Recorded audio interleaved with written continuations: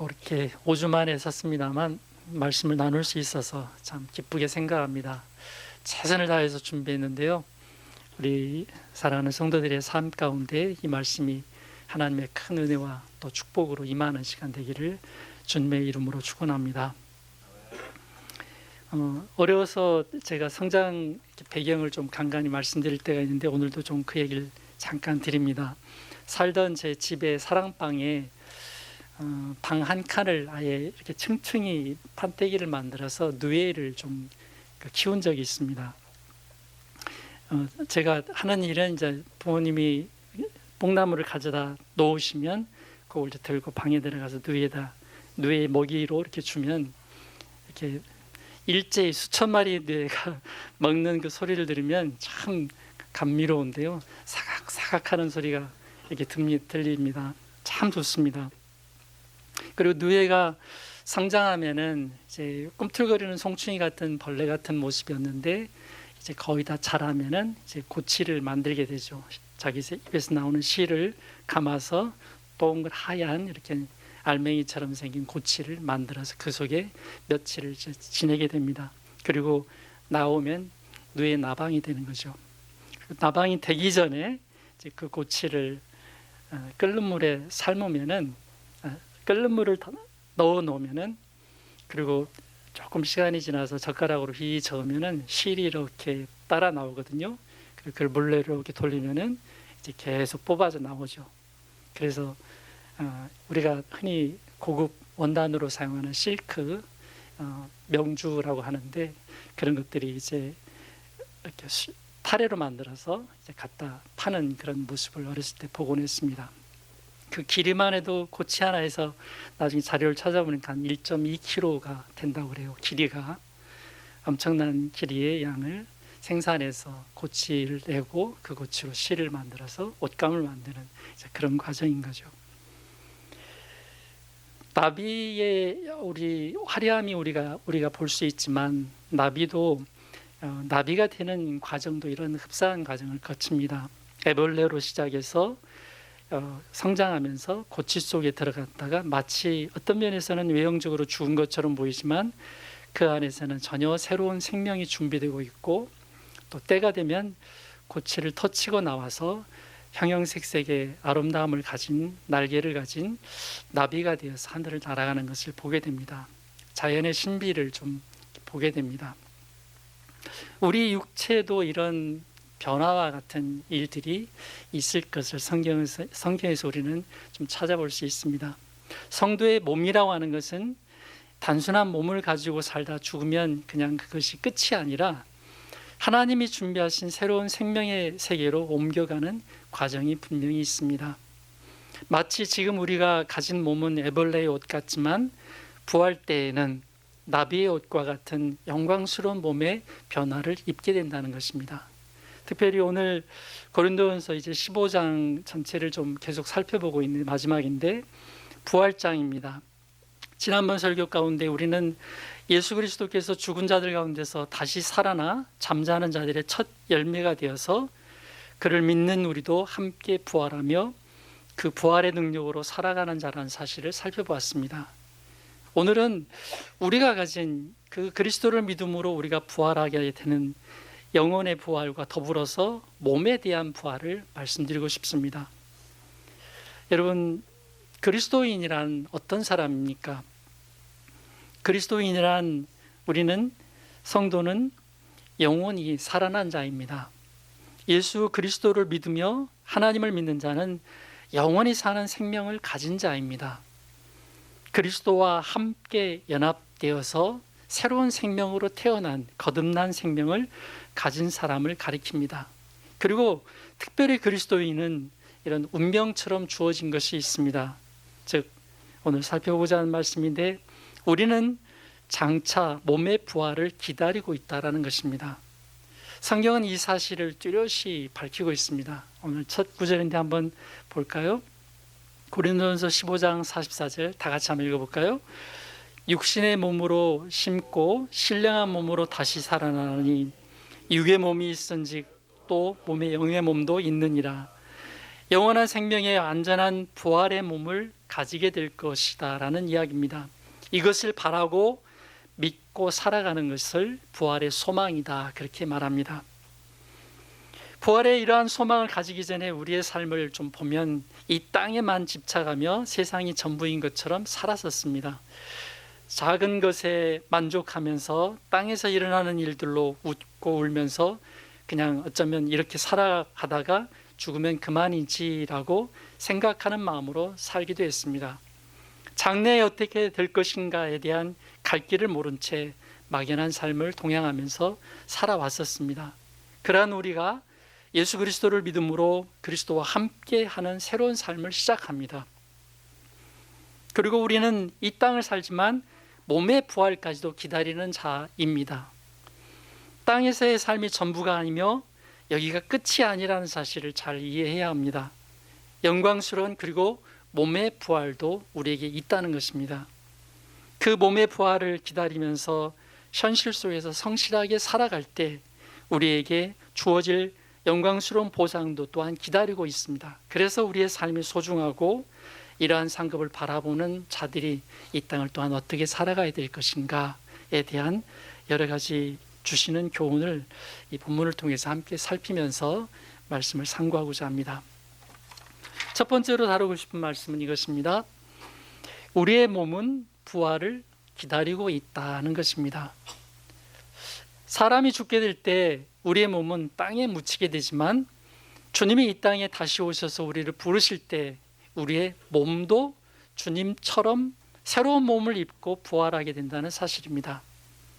첫 번째 소지로 우리 몸은 전혀 새로운 몸으로 다시 살아날 것입니다.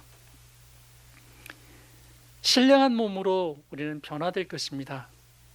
51절 말씀인데요, 제가 한번 읽어드리겠습니다. 보라, 내가 너희에게 비밀을 말하노니 우리가 다 잠잘 것이 아니요 마지막 나팔에 순식간에 호련히 다 변화되리니 라고 말합니다. 우리 주님께서 다시 오실 때 마지막 나팔이 울리면 두 가지 사건이 일어나는데, 하나는 이미 죽은 자들, 이미 죽어서 매장되어 있는 자들은 썩어진 그 몸이 다시 살아나서 전혀 새로운 몸의 부활을 입게 된다는 것입니다. 그리고 또 하나는 주님이 오실 때 지금 살아있는 자들, 주님 오실 때 살아있는 자들은 죽음을 경험하지 않고 신령한 몸으로 순식간에 호련히 다 변화된다는 것입니다. 이 세상을 최종적으로 심판하기 위해 마지막 나팔이 불리게 되는데, 그때 순식간에 호련히 믿는 자와 믿지 않는 자를 포함하여 전 지구상의 모든 사람은 이러한 보편적인 몸의 부활을 경험한다는 것입니다. 그러나 단 하나 차이점이 있죠. 불신자는 영원한 심판을 당하는 영벌의 부활이 있고, 그리스도를 믿는 성도는 부활의 몸을 가지고 영원한 하나님의 나라에 들어가 살게 되는 영생의 부활이 있습니다. 이것이 차이점입니다. 세대주의적인 관점에서 휴거를 이렇게 많이 듣고 보고 자란 세대인지라 영향을 좀 받습니다만, 예수님이 다시 오실 때 비밀스럽게 와서 믿는 자는 쏙 들어가고 불신자는 남겨두는 그런 것이 아닙니다.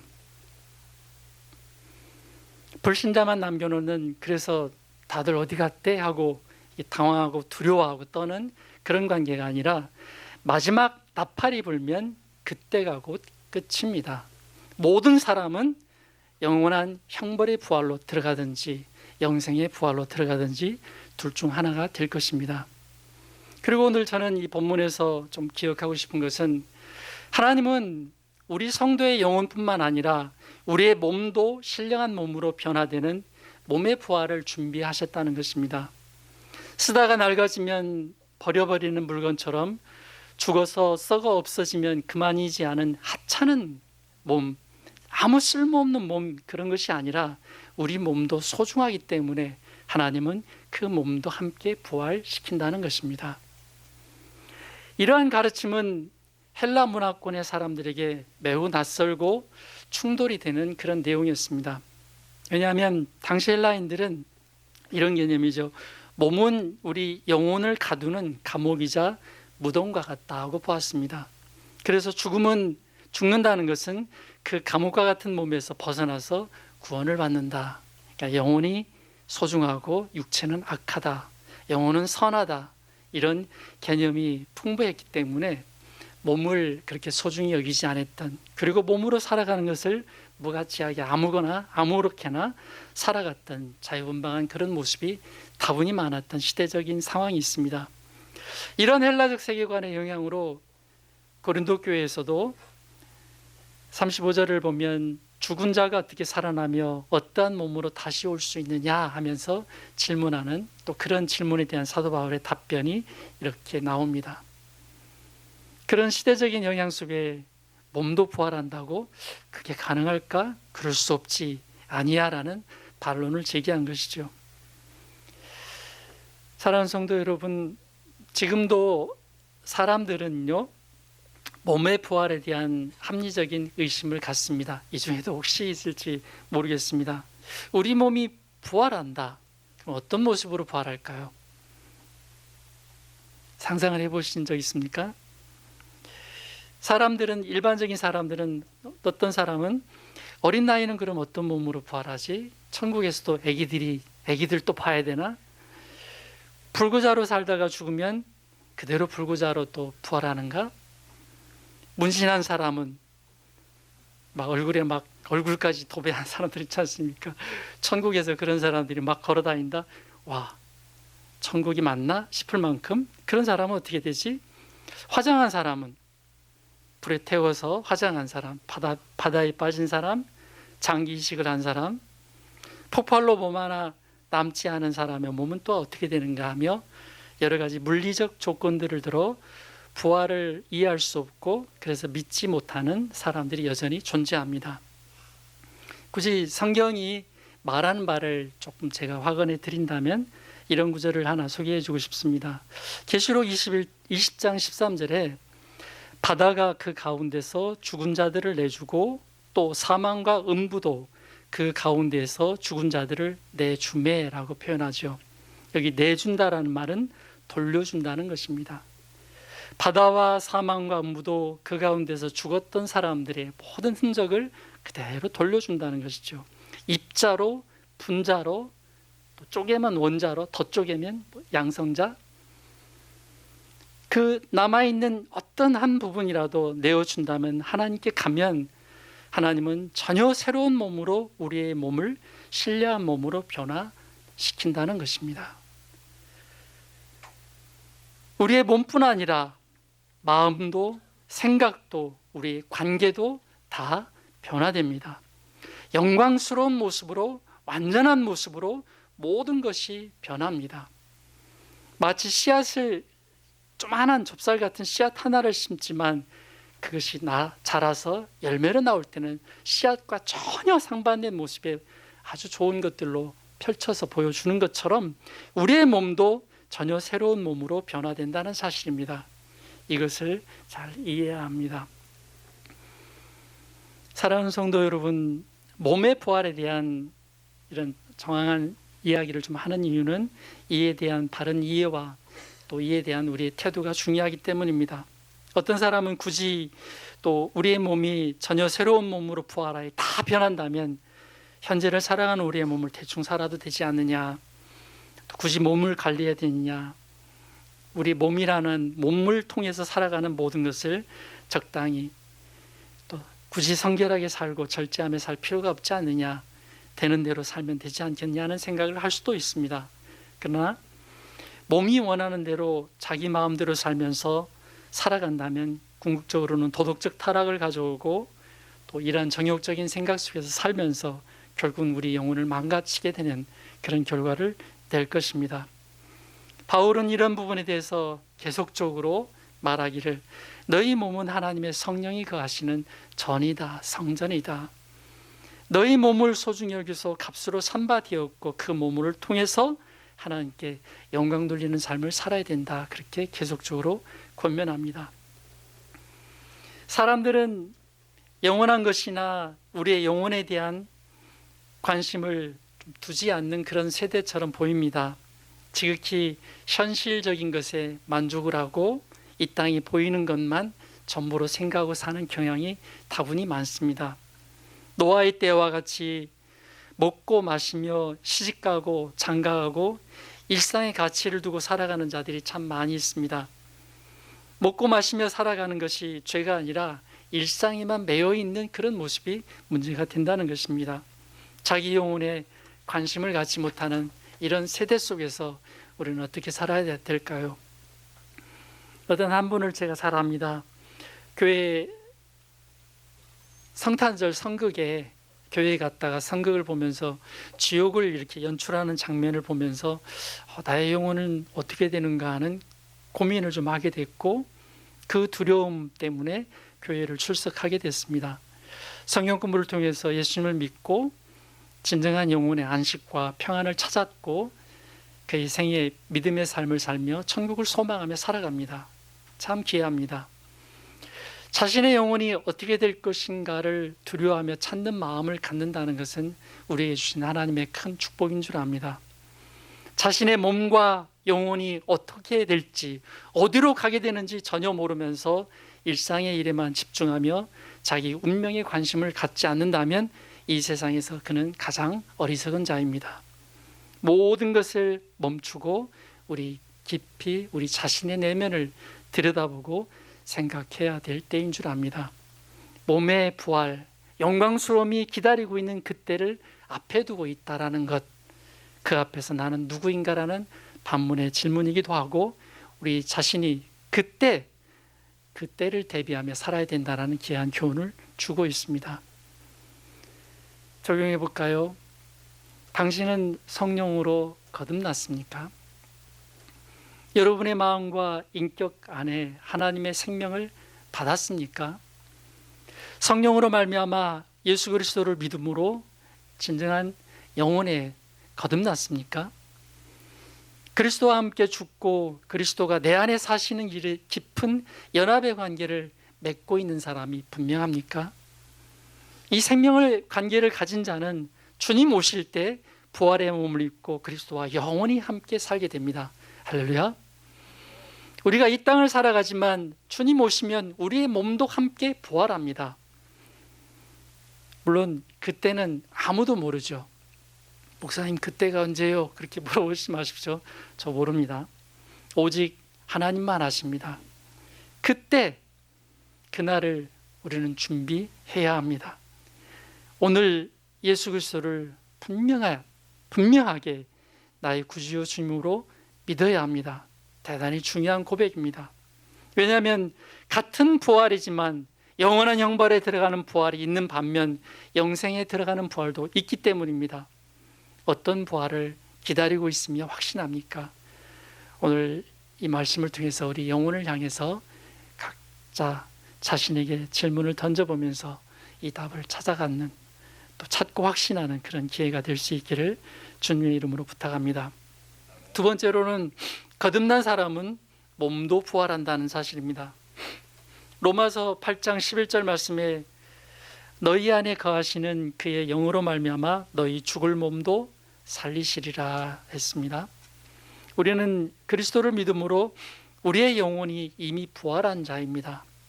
우리의 죽어있던 영혼이 예수님이 들어오는 순간 새로운 성품이 심겨집니다.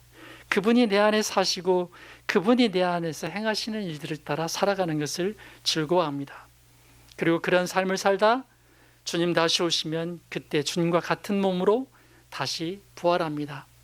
육체와 영혼이 결합된 새로운 신비한 몸으로 변화돼서 영원한 하나님 나라에 들어갑니다.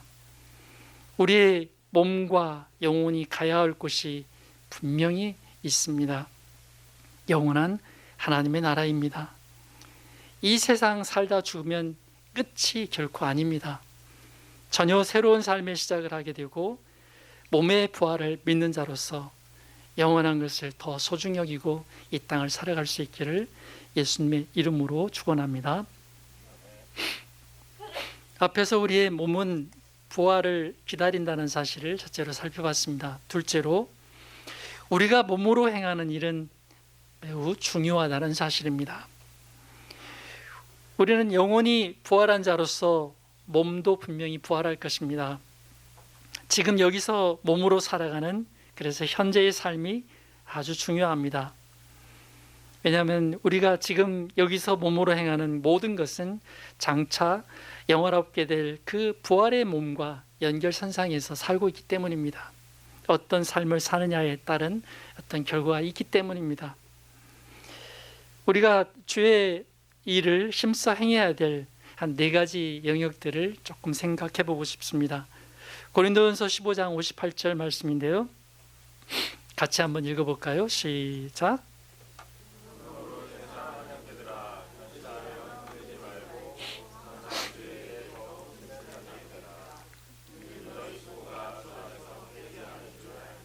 예, 잘 읽어주셨습니다.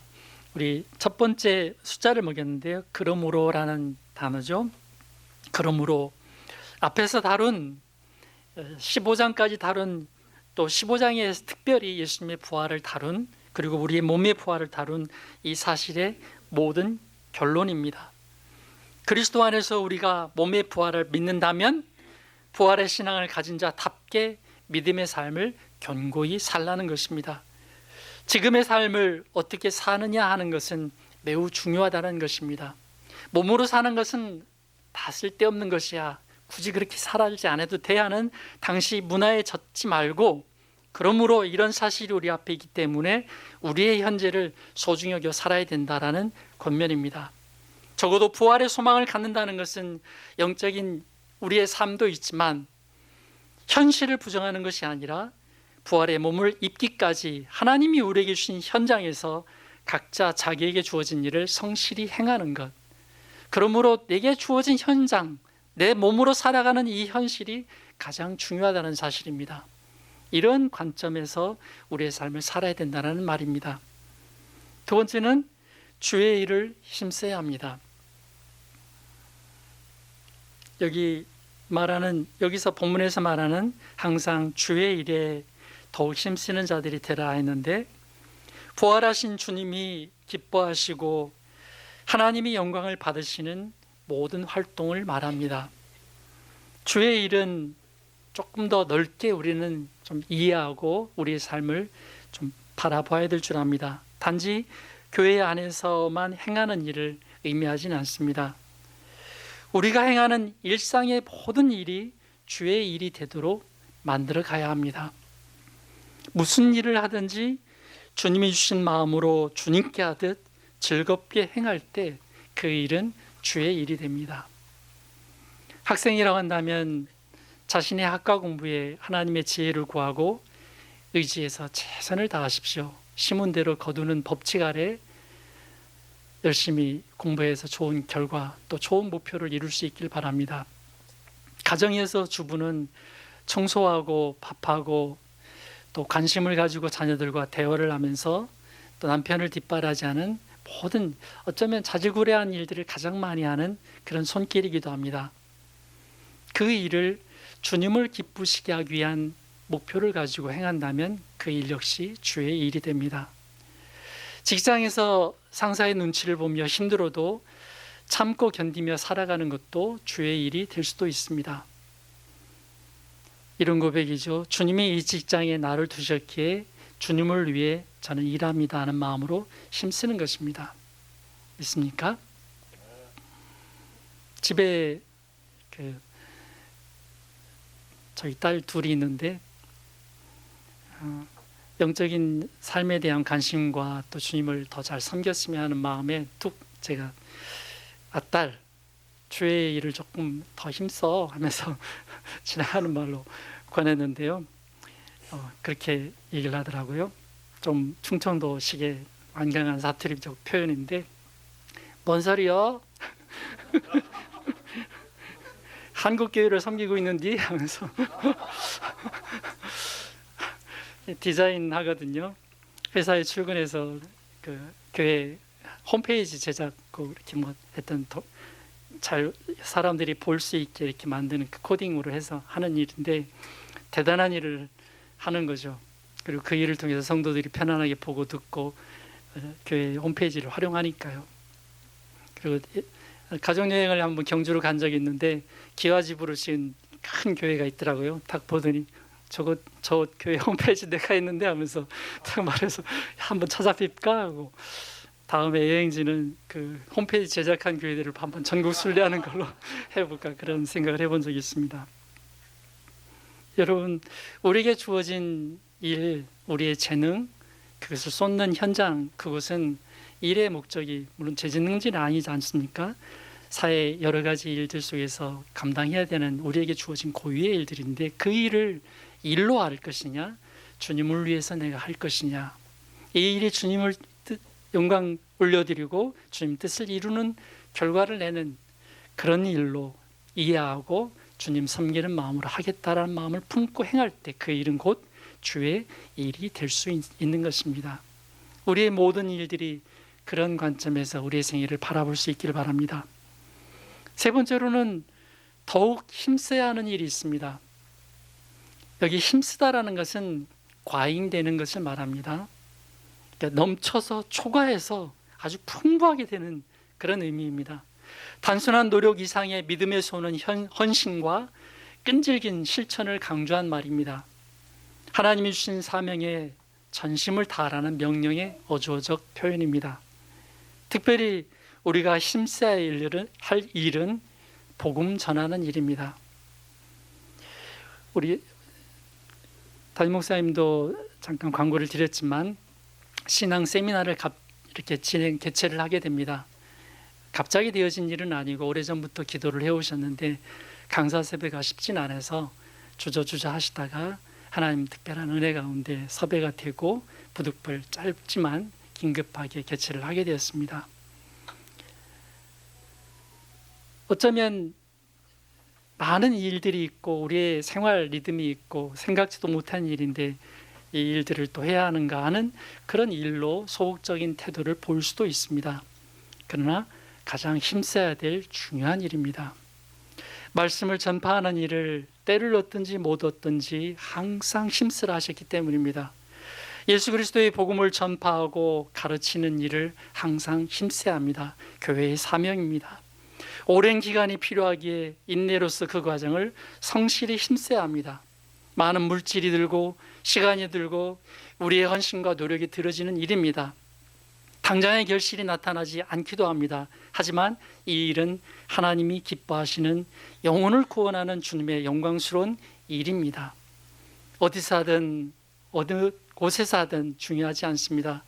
가장 중요한 것은 십자가의 복음이 우리의 영혼을 풍성하게 하고 그 복음으로 누군가 구원받는 영광스러운 일을 본다면 우리에게 최고의 기쁨이 되는 줄 믿습니다. 이 일은 주의 일입니다. 정말 항상 힘써야 될 줄 믿습니다. 마지막 네 번째로는 주님을 위해 힘쓰는 일은 결코 헛되지 않다는 것입니다. 주님께서 필요를 보시고 무슨 일이든지 맡겨주실 때 그 일을 마다하지 않고 더욱 힘쓰라는 것입니다. 왜요? 헛되지 않기 때문입니다. 우리는 어떤 일을 맡아서 시간과 물질과 몸을 들이는 일에서 종종 이런 생각을 할 수도 있습니다. 왜 나만 이 일을 하는가? 왜 이렇게 오래 하는가? 생각할 수도 있습니다. 손해보는 것처럼 생각할 수도 있습니다. 맡은 일이 중복되어서 많을 수도 있습니다. 저도 이렇게 돌아보면 일복이 많은 사람인가 이런 생각을 할 때가 있어요. 신학교 시절 지난번에 목사님이 성탄절에 종탑에 올라가서 이렇게 트리 장식했다고 하시면서 문 목사님 맞죠? 하면서 물어보셨는데 신학생 되면 되게 기본으로 하는 일 중에 하나이기도 합니다. 그리고 저는 그 종탑의 꼭대기 십자가에 네온이 이렇게 불이 나가는 경우가 있어서 이렇게 이상하게 모양이 나오거든요. 그럼 벤치 갖고 올라가서 그걸 또 고칩니다. 십자가 붙들고 벤치 고치고. 한 끗 잘못하면 발디지면 그냥 끝나는 거죠. 잘못하면. 뭐 그런 일부터 시작해서 수없이 많은 자질구질한 일들을 또 다양한 일들이 많이 오는 편이고 많이 하는 걸 또 즐거워하고 좋아합니다. 그러나 제 마음을 붙들어주는 한 가지가 있습니다. 이 일을 왜 나만이 아니라 하나님을, 이 모든 것이 하나님을 위한 그의 뜻을 이루는 그리고 주의 일을 위해 내가 쓰임받는 중이구나라는 사실을 항상 기억합니다. 이것이 참 소중한 마음인 것 같습니다.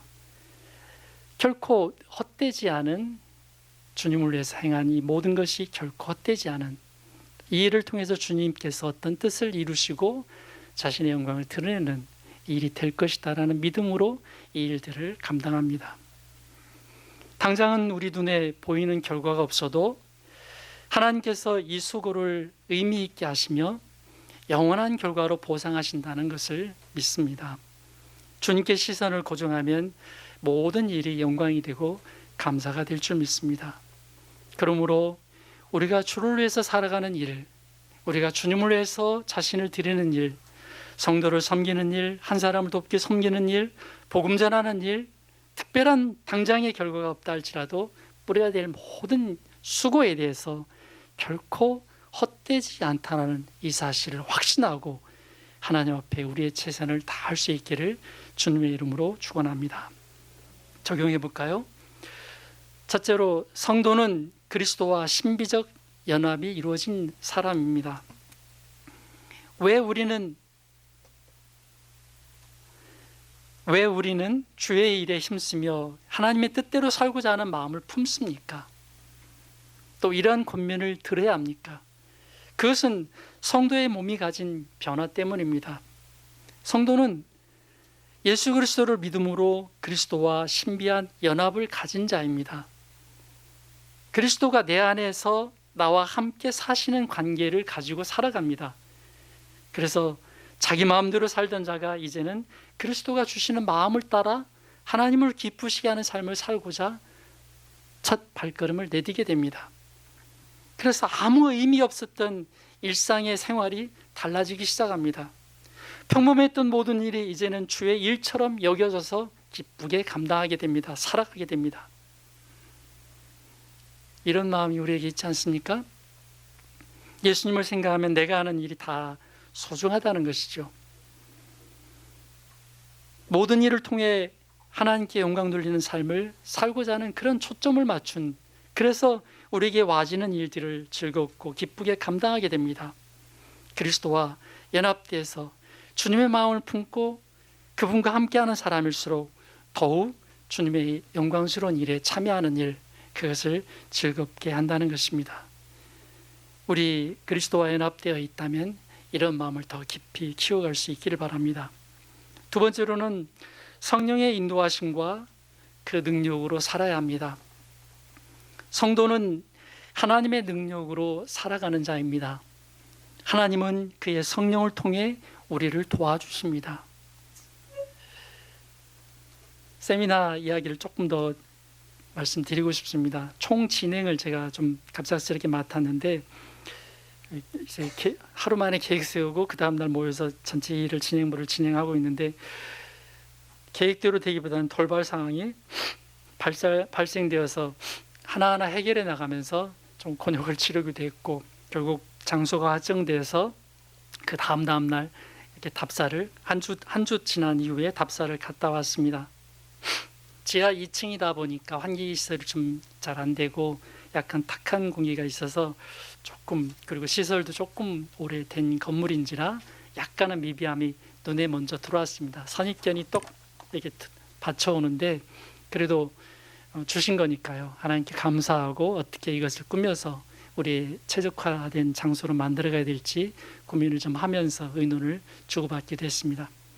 근데 진행부들이 너무 열정이 크다 보니까 막 항상 최상으로 섬기는 일들이 몸에 배어있는 사람들인지라 어떻게 보면 대리석을 깔아서 막 피카번쩍하게 하자 이런 분위기 같아요. 더 잘 섬기려는 마음이 의욕이 불타서 하여튼 최적의 장소를 만들려는 열정들이 오고 가는 대화가 좀 많이 있었습니다. 그래서 그런 일들을 조금 조율하면서 개인적으로 기도하면서 성령님께 구했습니다. 성령님, 감당해야 될, 또 그 사이사이 처리해야 될 일들이 많이 발생되는데 어떻게 해야 합니까? 능력을 주세요. 그 기도 속에 주셨던 것이 있습니다. 감당할 만한 능력을 주셨고 환경도 만들어 주셨고 특별히 성령께서는 이 말씀을 제게 주셨습니다. 성경 구절이 아니라 적응의 능력을 주었다, 이런 말씀이죠.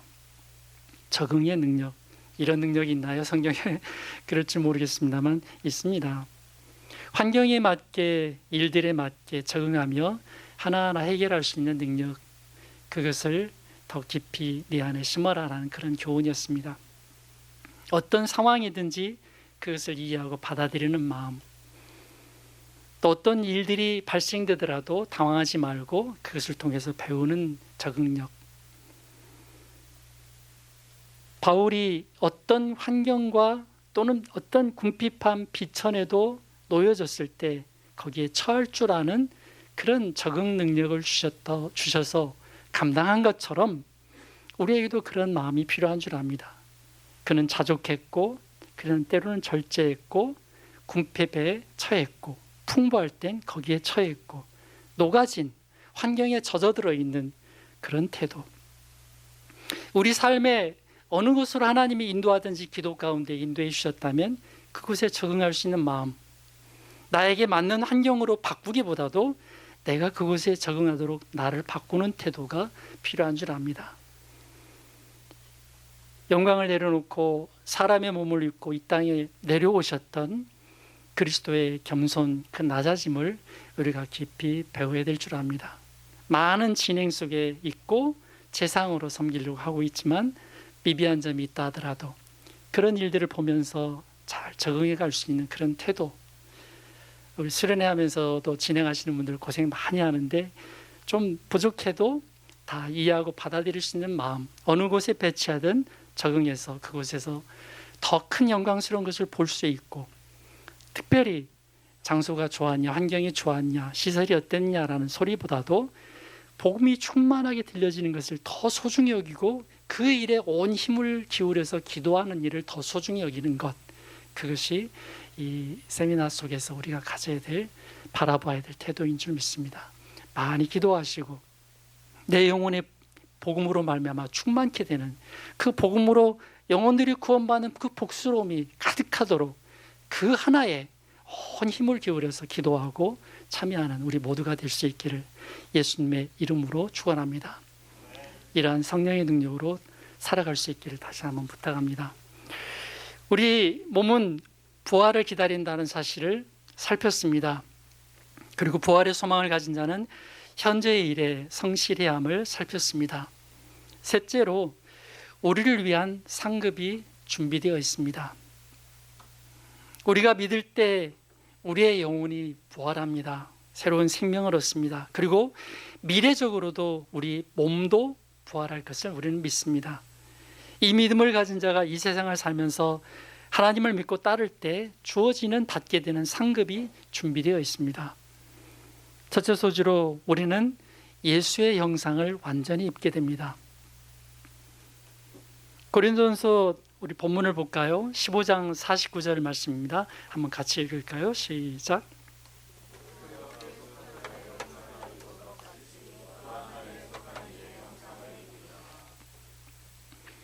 하늘에 속한 이의 형상을 입으리라라는 이 말씀은 우리가 부활할 때 예수님처럼 영혼과 육체가 결합된 예수님과 같은 그 부활 생명체를 우리도 입게 된다는 것입니다. 그리고 결코 썩지 않고 영광스러운 것, 또 신령하며 강건한 몸을 입는다는 것을 의미합니다. 하나님과 영원히 함께 살면서 아담 안에서 훼손되었던 그 하나님의 형상이 그리스도 안에서 이제는 완전히 회복되어서 그리스도를 닮은 자로 완전히 변화된다는 것입니다. 그러니까 예수님처럼 죄가 없어지고 죄성도 없어지고 완전히 사라지고 완전한 의의 옷을 입어 신분뿐 아니라 상태적으로도 거룩하고 깨끗한 심령을 가지게 된다는 것입니다. 한마디로 예수 그리스도와 똑같은 마음과 생각을 품게 된다는 것입니다. 부활의 몸을 입은 우리가 경험하게 되는 복스러운 상급입니다. 상은 예수님과 같은 얼굴, 예수님과 같은 마음, 예수님과 같은 모든 것을 그대로 담는 것입니다.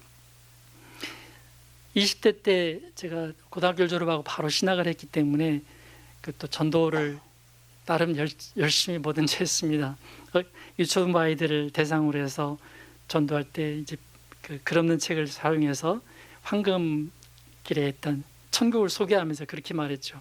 야, 천국에 가면 길이 다 황금이야. 그리고 막 보석으로 집이 다 져 있어서 그냥 보석. 그리고 제가 20살 때 바나나를 처음 먹어봤는데 예, 그 얼마나 감격스럽게 먹었는지. 그래서 꼭 천국 소개할 때는 길에는 말이다 이따만한 바나나 나무가 있는데 바나나 한 송이가 하나가 아니래. 네 팔뚝만 해. 주렁주렁 늘고 네 머리통만한 사과가 주렁주렁 달려있어. 야, 그런 곳에 가고 싶지 않니? 이렇게 소개를 하면서 예수 믿으라고 전했던 기억이 납니다. 그러나 이것이 우리가 천국 가는 목적이 아니죠. 축구를 좋아하시는 분들은 가서 구름 축구할 수 있겠지, 풋살도 하겠지, 이런 목적을 은근히 품게 되는데요. 자칫 예수님 없는 천국이 될 수도 있습니다. 부활의 상급은 영광스러운 구원의 주님, 우리 주 예수님을 만나는 데 있습니다. 예수님의 형상을 입게 되어 예수님처럼 되는 것입니다. 모든 감사와 찬양을 가지고 주님을 보며 경배하며 찬양하게 될 것입니다. 주의 영광을 바라보며 살았던 자들이 이제는 실제 그 영광스러운 주님을 보며 주님과 같아지는 놀라운 축복을 누리게 될 것입니다. 가장 최고의 상급인 줄 믿습니다.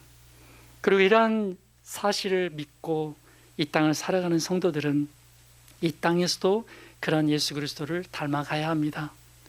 하늘에 속한 형상을 입으리라는 미래의 약속이 있지만 동시에 우리는 이 땅을 살면서 우리가 가진 몸과 마음과 성품이 점점 그리스도의 성품을 닮아가야 합니다.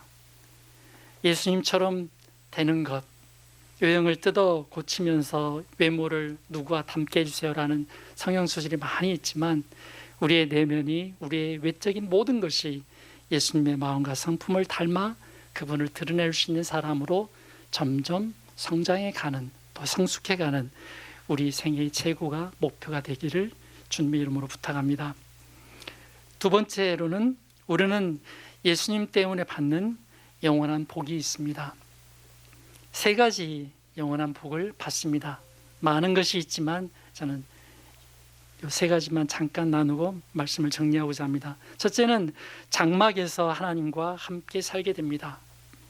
계시록 21장 3절에 보라, 하나님의 장막이 사람들과 함께 있음에 하나님이 그들과 함께 계시리니 그들은 하나님의 백성이 되고 하나님은 친히 그들과 함께 계셔서, 주님께서 준비한, 하나님께서 준비한 장막에서 우리는 하나님의 백성으로 살게 되고 영원히 하나님과 함께 살면서 친밀한 교제를 항상 갖습니다. 영원한 안식의 세계로 들어갑니다. 나사로가 죽어 아브라함의 품에 안겨 영원한 만족과 안식을 누리며 살아가게 된 것처럼 영광스러운 하나님의 품에 안겨서 영원히 함께하며 진정한 안식에 들어가게 됩니다. 그날이 기다리고 있습니다.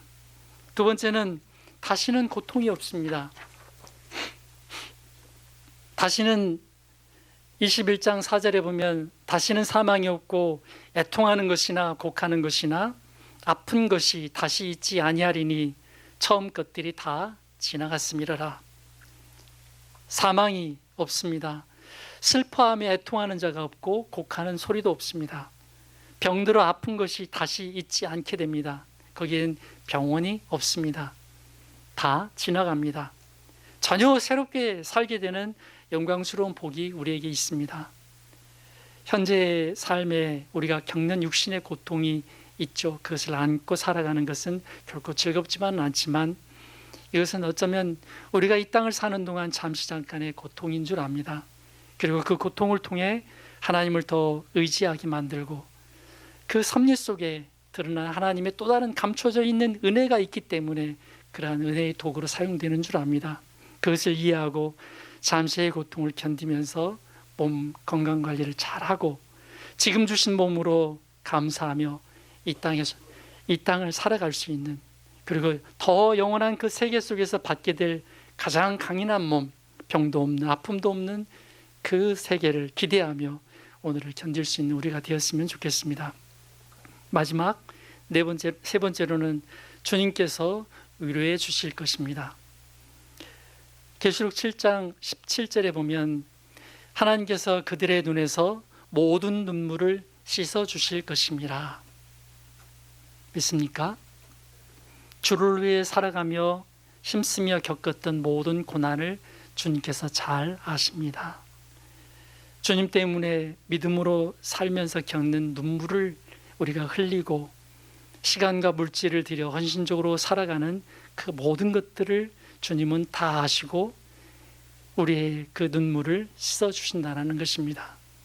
우리를 진정으로 아시고 위로해 주실 것입니다. 우리의 모든 것을 주님이 인정해 주면 되는 건 아니겠습니까? 현세에서 사람이 몰라주고 나를 향해 욕하는 사람이 있다 할지라도 등을 돌려도 결코 실망하지 마십시오. 그 모든 것을 보시고 아시는 주님, 우리의 그 눈물을 씻어주시면서 위로해 주실 주님이 내 앞에 나를 보시면서 서 계시다는 사실, 그런 영원한 상급이 우리 앞에 있다는 사실을 기대하면서 오늘을 낙심하지 않길 바랍니다. 이러한 영광스러움으로 우리가 살고 있기에 소망을 잃을 수 없고 그 외에 생명의 멸류관 왕노릇하는 이 세상에서 가질 수 없는 모든 충만한 것들로 받아 누릴 수 있는 축복이 우리에게 있음을 믿고 확신과 담대함으로 살아갈 수 있기를 간절히 소원합니다. 적용하고 마치겠습니다. 첫째로 항상 우리가 받게 될 영원한 상급을 바라보아야 합니다. 계시록 22장 12절에 보라 내가 속히 오리니 내가 줄 상이 있어 내가 줄 상이 내게 있어 각 사람에게 그가 행한 대로 갚아주리라. 영원한 소망을 가진 자는 이 큰 영광을 바라보게 되면서 현세의 작은 것들에 연연하지 않습니다. 현실이 크고 고달프고 고통스럽고 부족해도 어려워 보여도 우리에게는 부활이라는 영원한 소망과 위로가 분명히 기다리고 있습니다. 우리 인생 긴 것 같지만 참 짧죠. 그러나 그 짧은 속을 살아가면서 우리는 우리 안에 갇혀서 이 땅만 바라보는 그런 연약함이 있습니다. 손안의 핸드폰 속에 세상을 다 보면서 머리를 숙이고 사는 이 세대 속에서 좀 하늘을 한번 들어보시면 좋겠습니다. 가을 한번 하늘 보셨나요? 파랗고 오늘 하늘도 예뻤는데 우리의 시선을 또한 영원한 하나님 나라를 향해서 바라볼 수 있는 마음, 저 높은 곳을 향하여 눈을 들어 새하늘과 새 땅을 바라보는 믿음을 갖길 바랍니다. 빛 대신 주님이 계시고 우리를 영원히 사랑하는 그 하나님이 계신 곳, 그 영광스러운 것을 바라보면서 오늘의 부족함을 견디고 힘내고 용기를 잃지 않고 우리의 가야 될 길을 성실하게 살아갈 수 있는 우리 모두가 될 수 있길 바랍니다. 마지막 적용입니다. 이 소망을 가지고 오늘을 어떻게 하자고요? 즐겁게 살아가자. 부활의 소망을 가진 자입니다. 큰 나팔과 함께 영광스러운 부활을 기다리는 자로서 우리는 이미 죽음의 문제를 해결한 사람입니다. 가장 놀라운 그런 해결책을 가진 자입니다.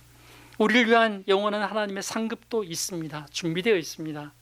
부활의 주님이 우리와 항상 함께 하셔서 오늘을 살아가는 우리 삶 가운데도 항상 모든 것을 도와주십니다. 그 능력으로 이 땅을 살아갑시다. 오늘 마지막 모세도 그러한 소망 가운데 자신의 인생을 하나님께 의탁하며 이런 고백을 하고 마무리를 짓고 싶은데요. 함께 같이 좀 고백했으면 좋겠습니다. 시편 90편 14절 다 같이 한번 읽고 마무리할까요? 시작. 아침에 주의 인자하심이 우리를 만족하게 하사 우리를 일생 동안 즐겁고 기쁘게 하소서. 오늘 이 자리에 모인 모든 성도들의 삶이 영광스러운 부활의 소망을 가지고 이 땅을 살면서 담대하게 살고 모든 일들 속에 함께하는 부활의 주님이 우리를 도와주심을 믿고 즐겁고 기쁘게 감사하며 살아갈 수 있기를 예수님의 이름으로 축원합니다. 말씀을 정리합니다. 우리 몸은 분명한 것 부활을 기다립니다. 그리고 그 부활을 기다리는 이 세상을 살아가는 우리의 삶은 매우 중요합니다. 주의 일을 더욱 힘써야 될 줄 믿습니다.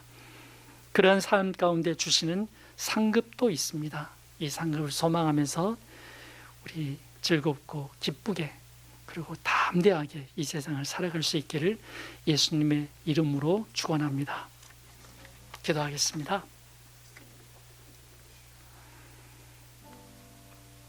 성도의 가장 큰 소망 몸의 부활을 들었습니다. 우리 각자에게 주시는 이 영광스러운 부활을 생각해 보시면서 하나님 앞에 감사하고 또 아뢰는 시간